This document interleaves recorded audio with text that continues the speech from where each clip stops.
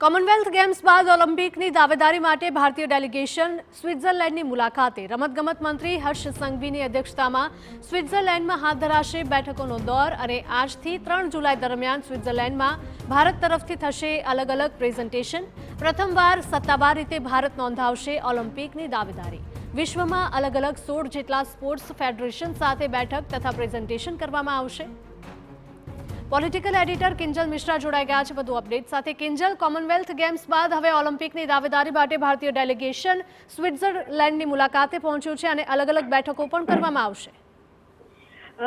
જી બિલકુલ હિરલ, 3 જૂને કોમનવેલ્થ ગેમને લઈને આખું ડેલિગેશન હતું તે લંડન ખાતે પહોંચ્યું હતું કે જેની અંદર ગૃહપ્રધાન હર્ષ સંઘવી સહિત 3 સચિવ કોમનવેલ્થ ગેમની જે દાવેદારી હતી એ ભારત માટે કરી હતી અને આજે વાત કરવામાં આવે તો આજથી હવે 4 દિવસ માટે કહી શકાય કે જે ડેલિગેશન છે એ સ્વિટ્ઝરલેન્ડ છે અને સ્વિટ્ઝરલેન્ડમાં હવે ઓલિમ્પિકને લઈને પહેલી વખત સત્તાવાર રીતે દાવેદારી છે તે કરવામાં આવશે। 29 જૂનથી 3 જુલાઈ દરમિયાન સ્વિટ્ઝરલેન્ડમાં ભારતમાં ઓલિમ્પિકનું આયોજન કરવાને લઈ અને દાવેદારી છે તે થવાની છે।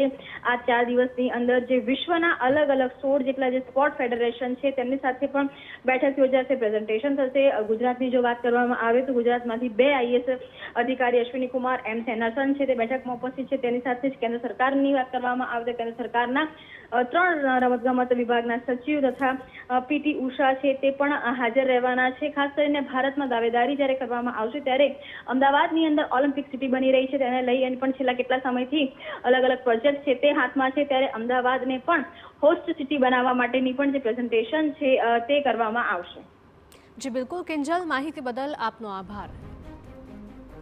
તો સ્વિટ્ઝરલેન્ડની મુલાકાતે ગયું છે ભારતીય ડેલિગેશન અને રમતગમત મંત્રી હર્ષ સંઘવીની અધ્યક્ષતામાં સ્વિટ્ઝરલેન્ડમાં હાથ ધરાશે બેઠકોનો દોર। આજથી 3 જુલાઈ દરમિયાન સ્વિટ્ઝરલેન્ડમાં ભારત તરફથી અલગ અલગ પ્રેઝન્ટેશન પણ થશે।